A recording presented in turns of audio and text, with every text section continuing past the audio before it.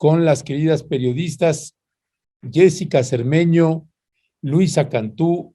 Daniela Pastrana sigue de viaje, anda en un viaje astral, y ya estará de regreso con nosotras y con nosotros.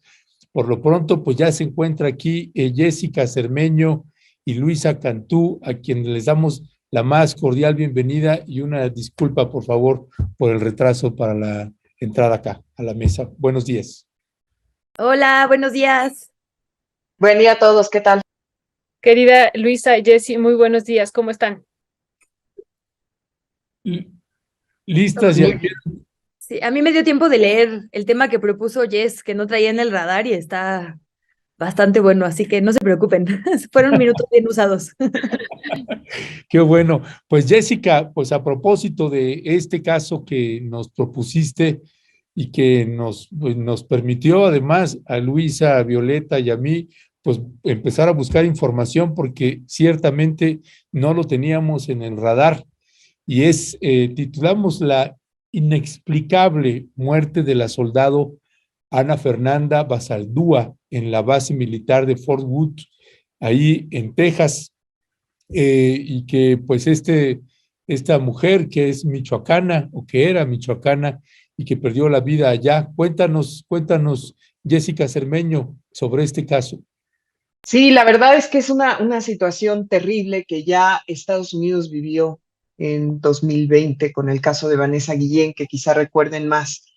Básicamente la historia es que a Ana Fernanda Basaldúa en esta base militar de Fort Hood, que se encuentra en Texas, pues se encuentra en su cuerpo. Lo que le dicen a la familia primero es que estaba en un contenedor dentro de la base, y lo que le dicen a los papás directamente es que muy posiblemente Ana Basaldúa se haya suicidado.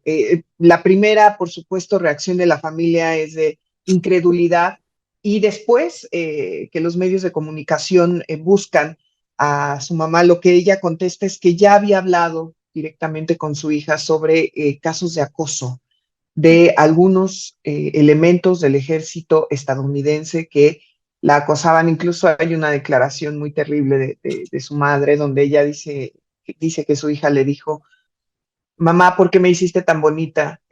Todo el mundo aquí pues, prácticamente se quiere acostar conmigo. Es la verdad terrible.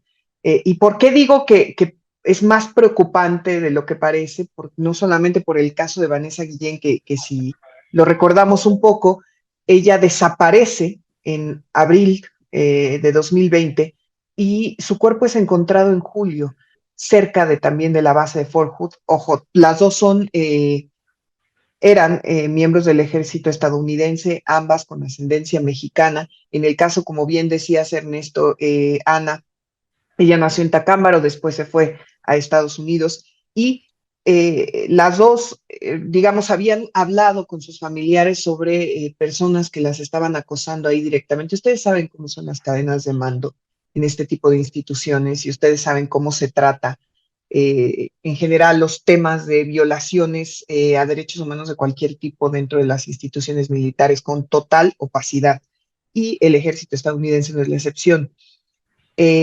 Digamos que en el caso de Vanessa Guillén pueden rastrear después de haber encontrado el cuerpo, insisto, muchos meses, bueno, en julio, varios meses después de que ella había desaparecido, que estaba implicado uno de los soldados de la base. Cuando lo encuentran, él se suicida, y digamos que eso ha generado incluso una ley para tratar de que las mujeres dentro del ejército estadounidense ya no sufran este tipo de acoso y ya no sufran, eh, digamos, que tenga algún camino, que si tú sufres algún tipo de violación a tus derechos humanos o de que te sientas acosado por alguien, puedas tener alguna solución, alguna salida, al menos para evitar esto. Por supuesto, hasta ahora la familia dice que ellos no creen en la versión del suicidio de Ana Fernanda. Incluso ahora está en las cadenas hispanas, Univisión, Telemundo, le han dado mucha cobertura a esto, por supuesto.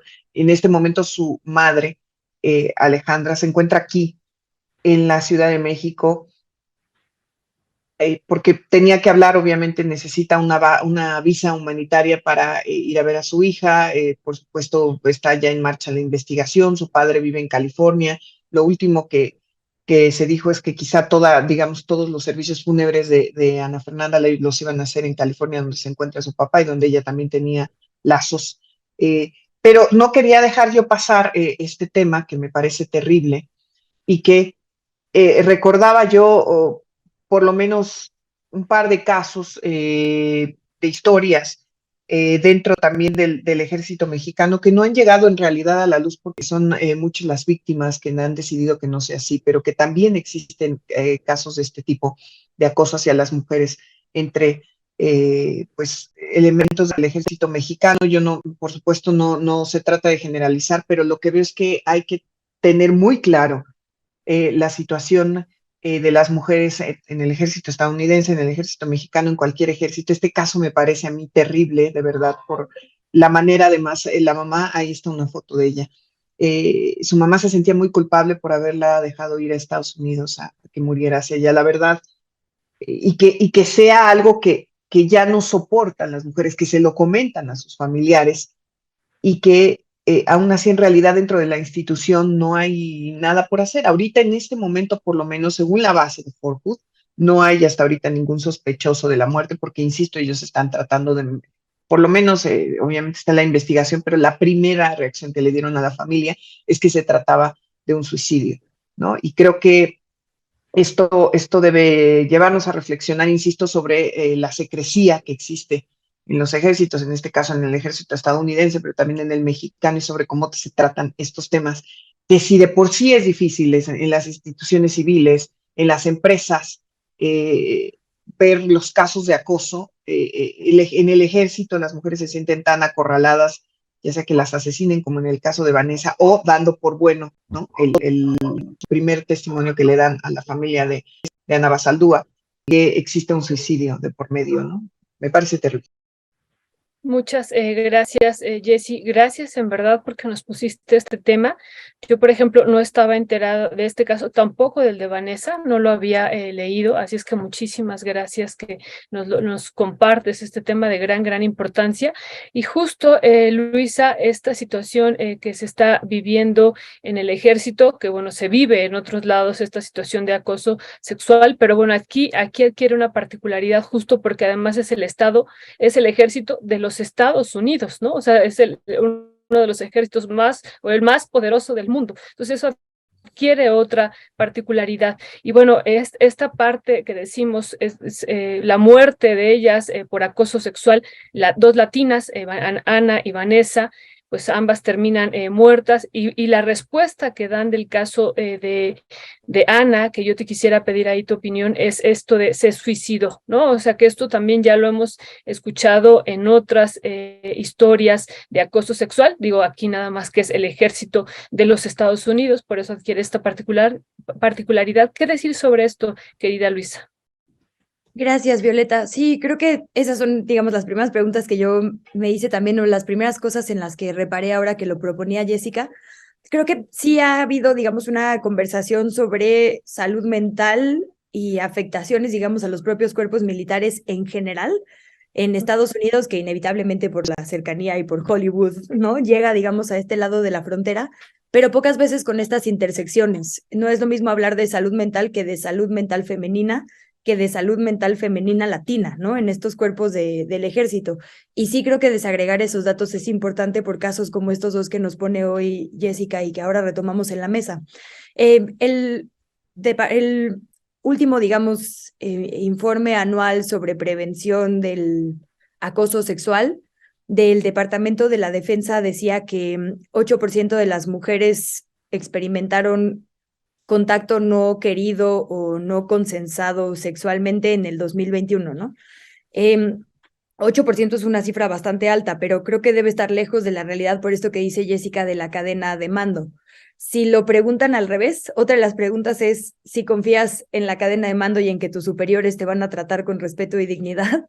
La cifra cayó de 80% que respondió que sí en 2018 a 62% que respondió que sí en el 2021, ¿no? Entonces, claramente hay, no sé si bueno, hay una prevalencia, no sé si un aumento o si una voluntad por lo menos de hablarlo o de decirlo un poco más, porque yo no creo que es algo que no pasara, pero bueno, creo que ciertas conversaciones han empujado otras y ahora tenemos un poco más de claridad de que esto para nada es una excepción, ¿no? Lo que estamos viendo son casos ya de violencia extrema a consecuencia de un problema sistémico. Y esto que dicen del suicidio es como una doble tragedia, porque pues por un lado es lavarse las manos de la autoridad, pero por otro lado no es una razón rara, ¿no? Como que hace sentido, tanto que el agresor de Vanessa Guillén haya aparecido, bueno, que hubiera cometido suicidio, como que ahora a la militar Basaldúa se le diga también que se suicidó, porque las cifras de suicidio entre militares también son terribles, entonces tampoco es una coartada imposible de creer para la ciudadanía, ¿no? Encontré hace rato una nota de la Universidad de Brown que dice que también es del año 2021, pero que ha habido 30,177 personal activo y veteranos que sirvieron después del 9/11 en los cuerpos militares que han muerto por suicidio, ¿no? 30,000. La gente que se murió en combate en esos mismos 20 años fueron 7,000. Es decir, la tasa de suicidio en el ejército es mucho más alta que lo que pierden, digamos, perder es una palabra horrible, pero bueno, sí, que las bajas de sus operativos, ¿no? Entonces, claramente algo está pasando en estas cadenas de mando y en estos cuerpos, en los que hay además tan poca transparencia. Y el tema, digamos, de la otra intersección que ponen sobre la mesa me parece muy interesante porque las personas latinas o de ascendencia latina no son para nada una minoría. Entiendo que en esa región, específicamente justo por la zona fronteriza, pues va a haber más personas latinas quizá, pero está viendo también una nota de la NBC que dice que el 17% de las personas en servicio en los cuerpos militares tienen ascendencia latina, ¿no? Entonces, la verdad es que es un porcentaje muy importante.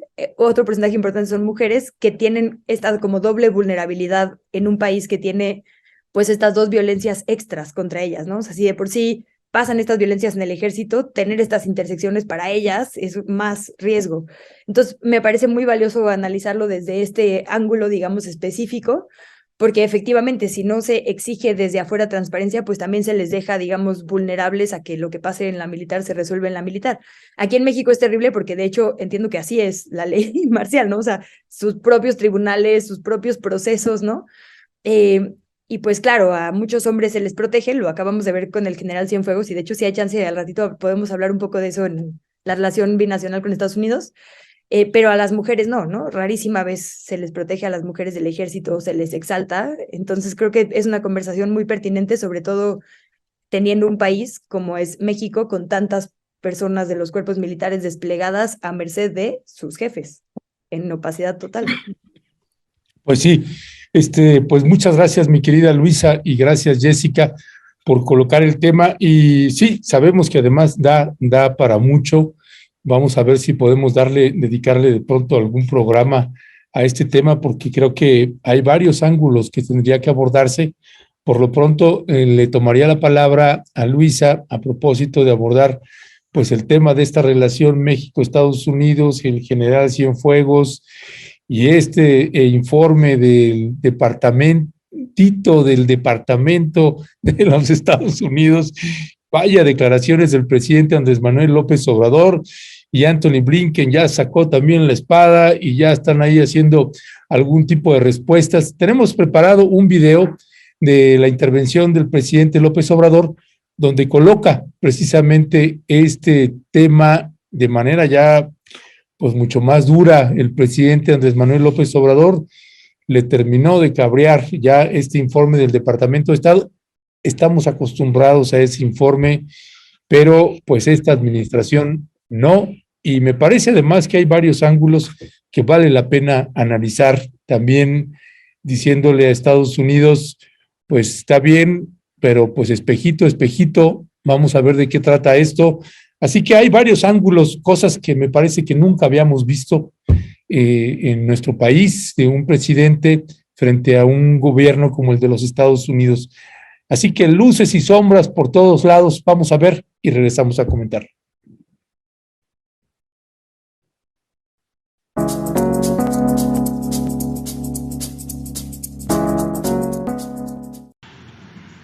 ¿No vistes lo que dijeron en Washington los del Departamento de Estado? Pues no cambian. Es una política añeja, anacrónica, de querer meterse en la vida pública de otros países. ¿Con qué derecho? Es una violación flagrante al derecho internacional. ¿Por qué tienen que intervenir? Pero además es un departamentito dentro del Departamento de Estado que protege al conservadurismo de América Latina, del Caribe y del mundo. Esa es su función. Por eso, ahí van.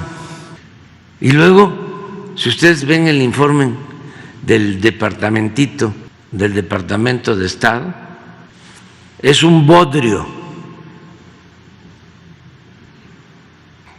Hay que revisar el diccionario. Dicen, según expertos, se presume, se señala, no hay sustento, utilizan la calumnia en el departamentito del Departamento de Estado. Pueden contestarme lo que quieran, pero no tienen pruebas, son calumniadores, mentirosos. En México no se tortura, no es como antes, que ellos se quedaban callados y nunca decían nada. En México no hay masacres. En México el Estado ha dejado de ser el principal violador de los derechos humanos. En México se garantiza la libertad de expresión. No se persigue a nadie, no se reprime a nadie. Que no se confundan. Lo único que hacen con eso es exhibirse, hacer el ridículo. Si no fuese un asunto. Bueno, pues vaya declaraciones del presidente Andrés Manuel López Obrador. ¿Qué decir al respecto, mi querida Jessica Cermeño? Pues mira, primero que ya el presidente hoy no dijo nada, ¿no? Digamos, después de las declaraciones de Antony Blinken, que hay que recordar, porque después de este video, digamos, de lo que dijo el día de ayer en la conferencia matutina, el secretario de Estado de Estados Unidos, Antony Blinken, tiene una reunión con uno de los comités del Senado en el Capitolio, que es generalmente lo que pasa en Estados Unidos. Para quien no lo sepa, es que siempre son los funcionarios los que tienen que llegar, digamos, a comparecer, es público ante los comités.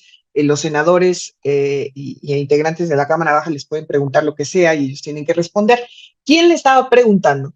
Es el senador Lindsey Graham, quien es uno de los principales impulsores de esta idea entre los republicanos de que los cárteles mexicanos deben ser considerados como grupos terroristas que afectan a la población estadounidense, no solo a la población mexicana. Entonces era Lindsey Graham el que estaba y le preguntó que si le estaba preguntando sobre la seguridad en México. Entonces la respuesta de Antony Blinken es que sí, desde su punto de vista hay territorios en este país donde no está el gobierno en control.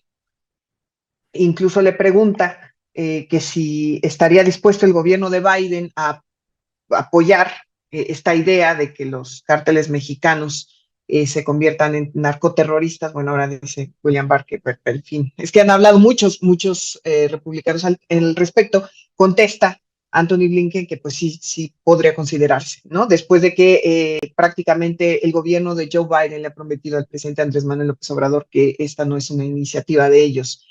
Y además, el vocero del Departamento de Estado, cuando le dicen, oye, es que el presidente López Obrador dijo esto, él responde que ellos no esconden, nunca han dicho que son un gobierno, el gobierno del mundo, y que ellos no esconden los problemas debajo de la alfombra. Es, digamos, la traducción que se hace a lo que él dijo después de que el presidente López Obrador dijera lo que ustedes ya vieron. Ahora, nada más hago este relato, porque me parece que diciendo el departamentito del departamento, lo que el presidente López Obrador trata de no pelear con el gobierno del presidente Biden, específicamente con los funcionarios federales, porque lo que él dice, él lo aclara muy bien. Efectivamente, este informe se hace cada año público, que además es un informe no para los gobiernos de fuera, sino más bien para otorgar presupuestos para, digamos, eso en lo que se basan, es la evaluación del Departamento de Estado en el que se basan para ver si es necesario poner o no presupuesto para tal o cual situación dentro de la política exterior estadounidense, básicamente. Digamos, es un informe que lo leen, que se lee primero internamente, ¿no? Y lo que creo que el presidente, ustedes saben que un día antes estuvo con John Kerry, con el enviado de cambio climático, que estuvo ahí Ken Salazar, que estaban muy sonrientes allí en Oaxaca, ¿no? Que John Kerry dijo que México y Estados Unidos pues son hermanos. Entonces hay una línea muy clara, ¿no? De no pelear directamente con el gobierno de Estados Unidos. Obviamente es una línea totalmente diferente para los republicanos, que lo dijo el presidente López Obrador ahora que estuvo en el búnker de Genaro García Luna, ¿no? Que le molestaba mucho pero incluso él hace la diferenciación entre el departamentito del departamento, si no hubiera dicho el departamento, y lo que dijo después Anthony Blinken fue interpretado por el canciller Marcelo Ebrard después, que lo había visto muy presionado, le dijo Ebrard a los medios, y que en realidad era el senador Graham el que lo estaba entrevistando, lo estaba preguntando, el que quería basar toda su campaña política en la relación con México. Yo creo que mucha de la lógica de lo que estamos viendo en Estados Unidos tiene que ver precisamente con este conflicto electoral que se está viviendo allá. Efectivamente es un informe, este informe del Departamento de Estado que se emite cada año, pero me pregunto yo si hubiera tenido tanto resueno incluso en el presidente López Obrador, si hubiera sido en otro momento donde no están tan cabreados los ánimos, digamos, en Estados Unidos, porque efectivamente esto del tráfico del fentanilo se ha utilizado básicamente como ahora el nuevo tema para decir México no está haciendo nada en el combate a esta droga. Yo lo que creo, más allá de la postura ideológica que el presidente López Obrador ha tenido y que además pues ha mantenido siempre, es que creo que más bien hay un acercamiento con el gobierno de Biden en esto, ¿no? Que ya han buscado trabajar juntos y que creo que por el carácter del presidente Biden, él no busca la beligerancia con México como pudiera ser en el caso de Donald Trump. Entonces, por lo menos en el lado de los gobiernos, creo que van a continuar con esta cooperación que vimos en Oaxaca, ¿no? Incluso cuando le preguntan a Ken Salazar, dice que no ha visto estas declaraciones de Anthony Blinken, pero que ya el problema de seguridad continúa con varios gobiernos y que ellos están trabajando ya como socios, básicamente fue lo que dijo. Creo que más bien va por ahí la situación. Creo que al presidente López Obrador le reditúa mucho decir que en realidad están mejorando las cosas en comparación con otros gobiernos en materia de seguridad. Yo no estoy de acuerdo. Creo que ya la entrevista que les dio Abel Salazar deja muy en claro un poco la situación. Perdón, don Abel Barrera, que deja ver muy, es que estaba hablando de Ken Salazar, bueno, mis fórmulas, deja ver muy en claro cómo está la situación en muchos lugares de México, ¿no? Como en Michoacán se han ido miles de personas en los últimos 2 años, como en Guerrero hay ya 25,000 personas desplazadas por la violencia. Yo creo que eso habla mucho más y los mexicanos sabemos de la situación que existe de seguridad en México. Creo que el presidente López Obrador creo que no abona, creo que ya hay cada vez más gente, digamos, al interior de México que puede creer que en este país no hay masacres, que no hay, que se garantiza la libertad de expresión más allá de que sea el gobierno, cualquier gobierno el que ataca, sino más bien por los asesinatos a los periodistas, pero específicamente en el caso de la relación con Estados Unidos, yo creo que tiene que ver más por el momento electoral que se tiene en Estados Unidos. A mí es lo que me parece y yo los veo, la verdad, en consonancia. Veo al canciller tratando de aligerar la situación con los demócratas, veo a Ken Salazar diciendo nosotros trabajamos con el gobierno y ahora el presidente López Obrador no dijo nada de lo que habló Blinken en este comité del Senado, ¿no? Entonces, digamos, la situación de seguridad, efectivamente, creo que ya hablé muchísimo, pero que la situación de seguridad en México, yo no comparto para nada, digamos, lo que dice el presidente López Obrador, pero específicamente creo que el conflicto no es con Estados Unidos. En eso lo resumo y ya me callo, que hablé muchísimo. No, querida Jessie, muchísimas gracias. Es muy importante esto que tú pones aquí, lo de la coyuntura electoral, y yo le sumaría esto del asesinato de los estadounidenses en Tamaulipas, ¿no? Que también ese es otro de los elementos que está aquí. Absolutamente.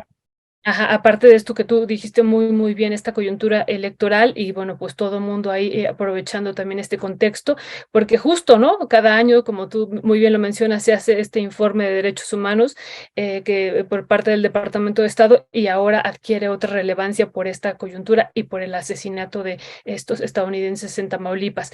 Querida Luisa, una pregunta y que ya hace rato decía Ernesto, estaba haciendo un comentario al respecto, esto que declaró ayer Anthony Blinken sobre que los cárteles de la droga controlan parte de México. ¿Qué decir sobre esto? Ernesto decía, estoy de acuerdo en parte con esta afirmación. ¿Qué decir sobre esta declaración, Luisa? Y sobre todo, a mí me parece que habría que agregarle algo más.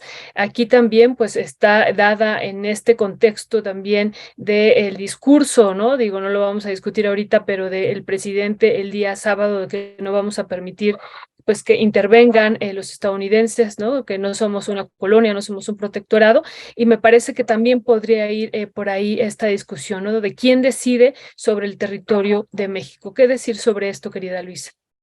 Gracias. Digo, o sea, tenemos un secretario de Seguridad Pública condenado por narcotráfico, ¿no? O sea, como que sí es muy difícil contradecir a Blinken en esta afirmación que hace. Creo que para nadie de nosotros es novedad afirmar que los cárteles tienen un gran poderío e infiltración, ni siquiera sé si decir infiltración o ya de plano colusión o no sociedades con la clase política, pues. Está el tema Genaro García Luna, está el tema de Cienfuegos. Es que ahorita se lo traigo bien fresco porque acabo de leer el libro de Jesús Esquivel y es increíble, ¿no? O sea, cómo documenta entrevistas con agentes de la DEA diciendo que le espiaron, bueno, por no sé cuántos años y tiene ahí las conversaciones con los integrantes del cártel de Sinaloa, de los Beltrán Leiva, esta fracción del H2, ¿no? Claramente saben muchísimo de lo que pasa en nuestro país y claramente lo usan a conveniencia. Entonces, yo creo que hay algo de razón, digamos, en las dos partes. Sí creo que es la Oficina de Democracia, Derechos Humanos y Trabajo, es un departamentito que opina a conveniencia, ¿no? Como bien dice Jessica, pues así que tú digas que sean el ejemplo mundial de democracia y derechos humanos en Estados Unidos, pues no.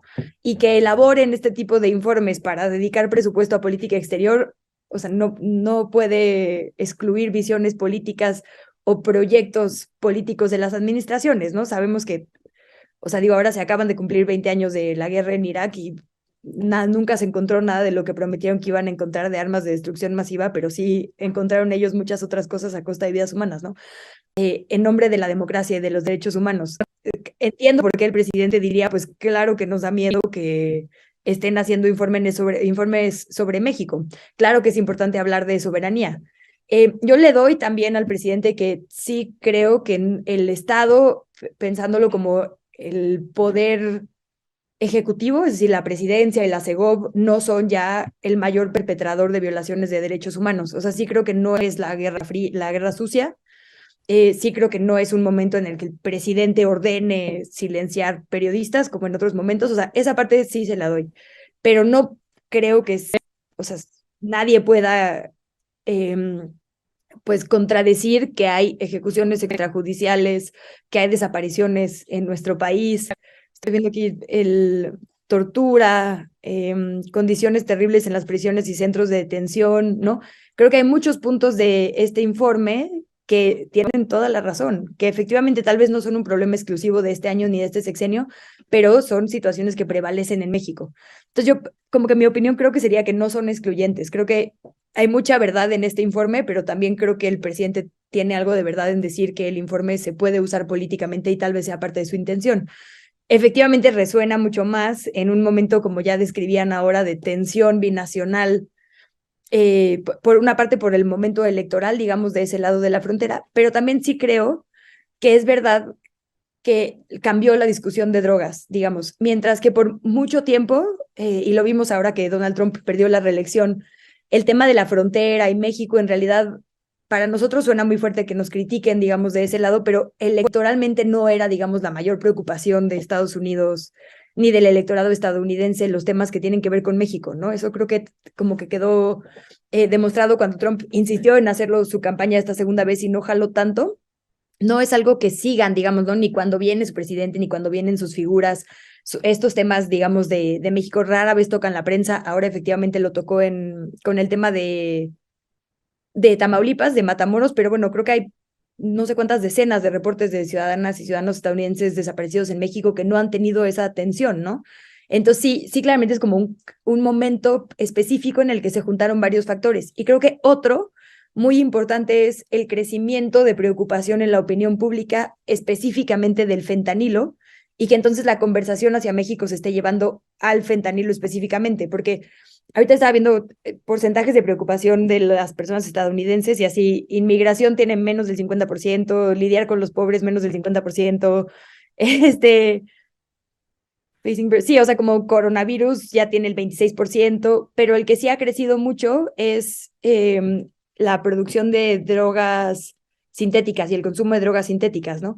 Estas muertes que hace unos años eran 70,000 al año y ahora son más de 100, o sea, sí ha tenido un crecimiento muy importante y estas ciudades de como imágenes de zombies, creo que sí de verdad están ya alcanzando preocupaciones a nivel ciudadano y no solo político.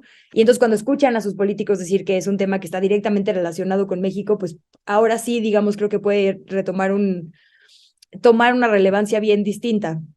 Y ahí pues quería poner algunos datos, ¿no? Como que en ese mismo sentido el presidente ha dicho, bueno, es que sí se están haciendo cosas para combatir al fentanilo. Hay este debate porque pues justo como no sabemos, como no se hace legalmente, no sabemos exactamente si sí se está como completando, digamos, el proceso de fabricación, pero, o sea, hay boletines de la COFEPRIS y de la Marina de que van a rastrear estos precursores químicos que llegan desde Asia, desde hace un par de años atrás, ¿no? Y otro dato cruzado es que el 88%, según MSNBC, de las convicciones es como sentencias, ¿no?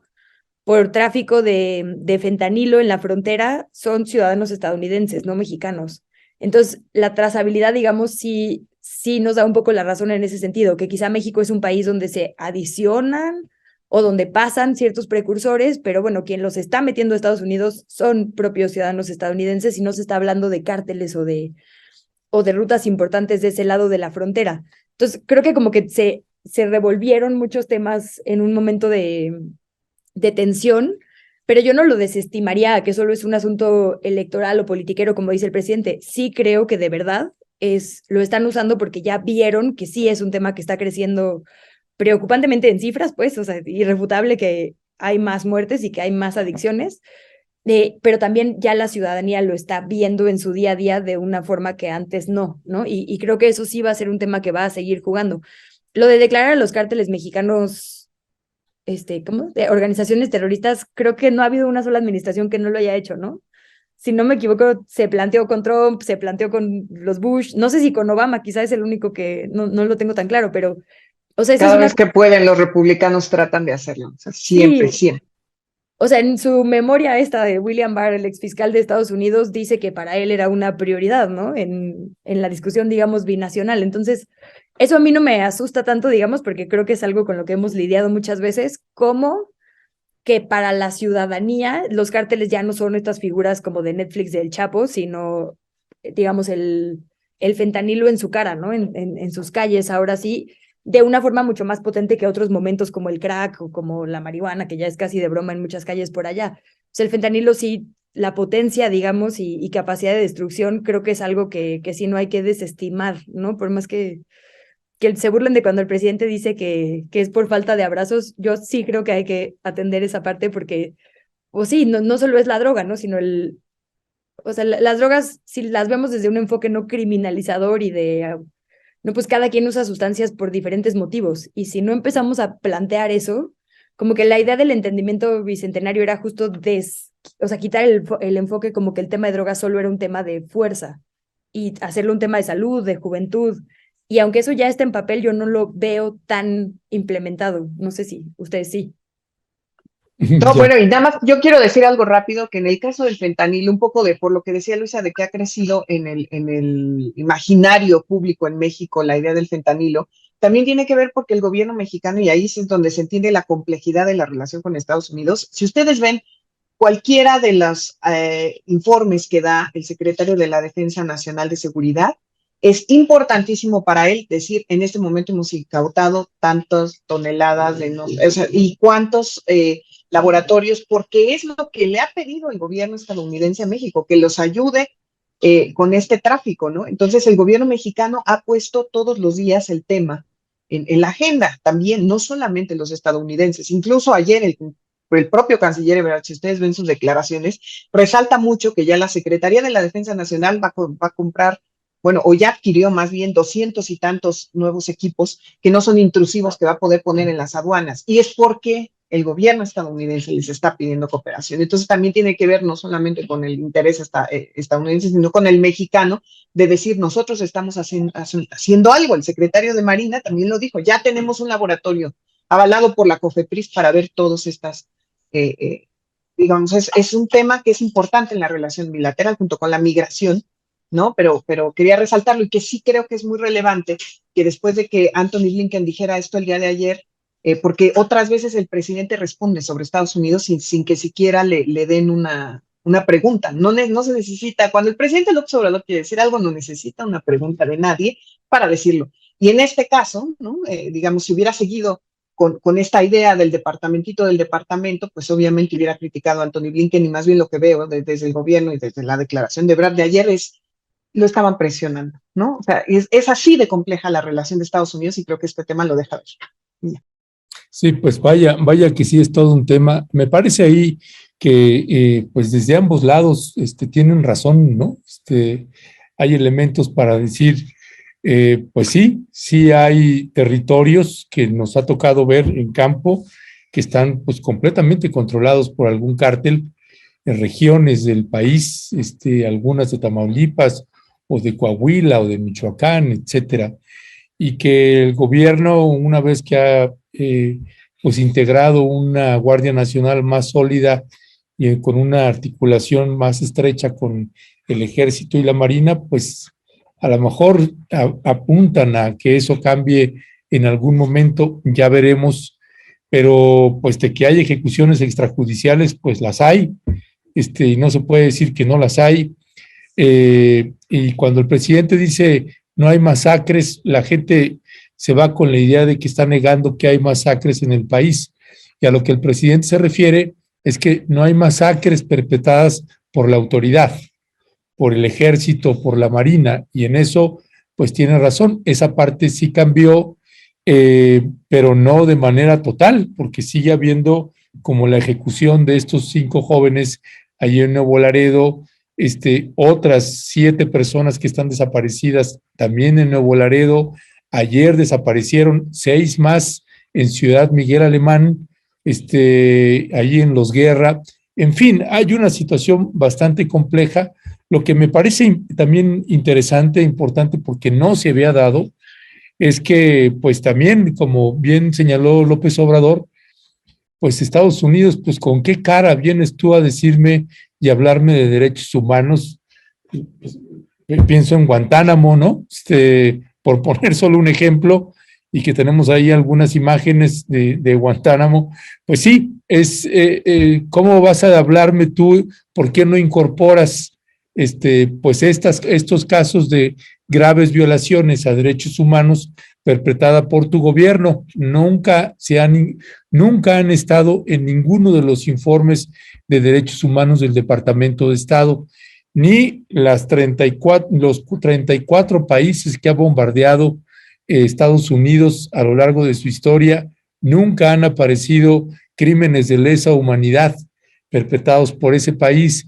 Así que ¿con qué cara pues vienes a decirme y hablarme a mí de violaciones a derechos humanos si tú eres el país que tiene un récord mundial en flagrantes violaciones a derechos humanos y crímenes de lesa humanidad? quisiéramos que ese informe mundial del Departamento de Estado pues incluyera a Israel, por poner un ejemplo, ¿no? Que incluyera a Palestina. ¿Por qué no el Departamento de Estado incluye a Palestina? Hablando de crímenes de guerra y gravísimas violaciones de derechos humanos. Y sí, yo me recuerdo en Chiapas, cuando estábamos trabajando allá, llegaban agentes del Departamento de Estado de Estados Unidos, llevados por la Embajada de Estados Unidos, para documentar violaciones a derechos humanos, y la costumbre era que las organizaciones que trabajábamos allá en territorio, pues presentábamos pruebas para que pues dijeran algo, publicaran algo. Recordemos, pues no era López Obrador el que estabas lidiando con Ernesto Zedillo, estabas lidiando con Vicente Fox, con Felipe Calderón, ¿no?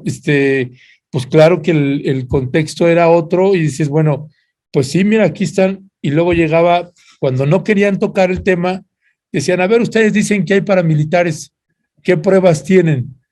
Ah, ahorita te lo traigo, cabrón. No, ahorita te le digo al paramilitar que venga y se presente, cabrón. ¿No? Pues, ¿qué pregunta es esa? ¿No? Estamos documentando en campo lo que están haciendo el ejército mexicano, adiestrando a grupos paramilitares. Estamos diciendo qué unidad de combate es la que lo está adiestrando, en qué comunidades lo está. Sí, pero pues no hay pruebas. Y entonces publicaban lo que querían, dependiendo de cómo estaban con el gobierno, si le pegaban más fuerte o no. Y creo que eso es, en parte, pues este doble rasero del que habla el presidente López Obrador, pero que me parece importante y pertinente, pues que sí se señale que hay una situación gravísima de violaciones a derechos humanos, y que pues las violaciones a derechos humanos, pues retomando un poquito lo que decía el presidente, pues el único que las comete es el Estado, es el gobierno. No, ningún civil comete violaciones a derechos humanos. Se usa ese término cuando los comete el Estado o alguna entidad del gobierno, tanto en poder ejecutivo, legislativo o judicial. Chicas, se nos acabó el tiempo y yo ahí echándome el rollo. Nada más les pediría ahí si pudieran hacer una breve reflexión de unos 2 minutitos de cada una sobre este nuevo golpeteo. Alito, pues Alito está logrando, le dio el golpe a Osorio Chong, al ex secretario de Gobernación, le dio el golpe y ya lo sacó, y Osorio Chong pues ya hizo sus declaraciones. Tenemos ahí un video, pero bueno, ya no lo vamos a pasar. Nada más, pues escuchar los comentarios de ustedes al respecto. ¿Qué decir, Jessica?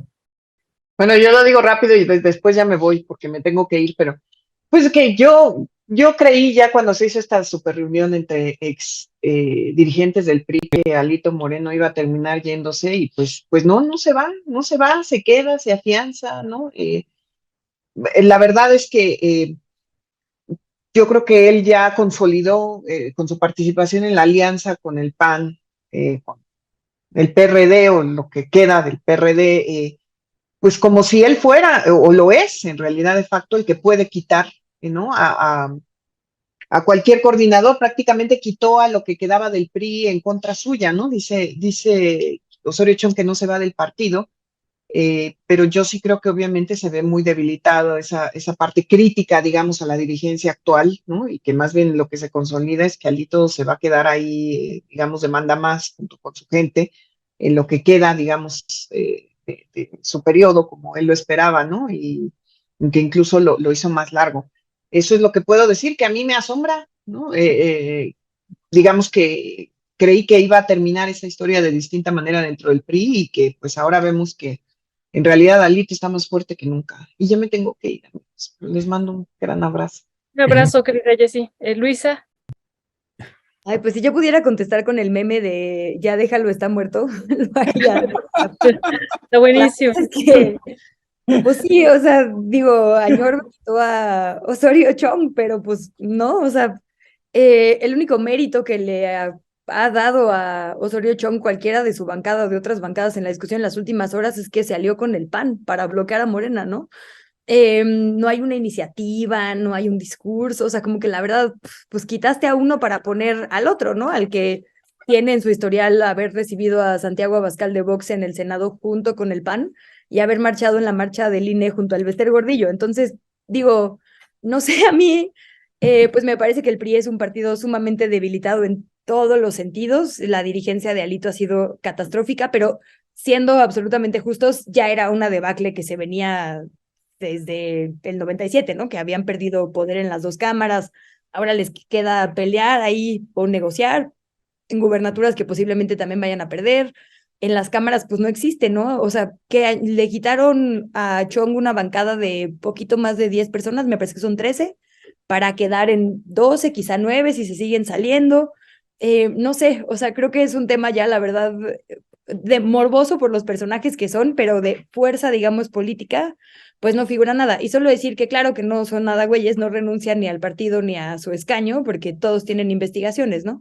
De Osorio Chong hubo creo que 20 órdenes de aprehensión de exfuncionarias y exfuncionarios abajo de él en la Segov por desvíos millonarios. Entonces, es muy cómodo decir, ay, pues ya me peleé con este otro y me salgo de la bancada y me quedo como independiente, como han hecho muchos otros ahí en el Grupo Plural y demás, pero me quedo con mi fuero, no vaya a ser. Entonces, bueno, pues nada, solo señalar que es cambio de fichas, digamos, de un impresentable por otro, pero la cosa yo no creo que cambie mucho. Ya, pues Jessica, que ya se fue, gracias. Y mi querida Luisa, pues sí, yo lo que creo ahí es que, pues más bien creo que los mexicanos y las mexicanas, pues tenemos que agradecerle muchísimo a Alejandro Moreno, que capaz que está logrando lo que hemos estado soñando, que desaparezca el partido. Vamos a ver si con estos golpes internos que se dan y estas fracturas, pues un tipo que tiene la reputación en los suelos, Alejandro Moreno, con todas esas filtraciones que ha publicado ahí la gobernadora de Campeche, Laida Sansores, pues ya no hay nada que añadir, que decir, pues ya solitos que se hagan garras. En fin, Luisa Cantú, muchísimas gracias. Gracias. Y a quienes nos acompañan. Un beso, Ernesto, gracias. Hasta el jueves. Un abrazo, cuídate mucho.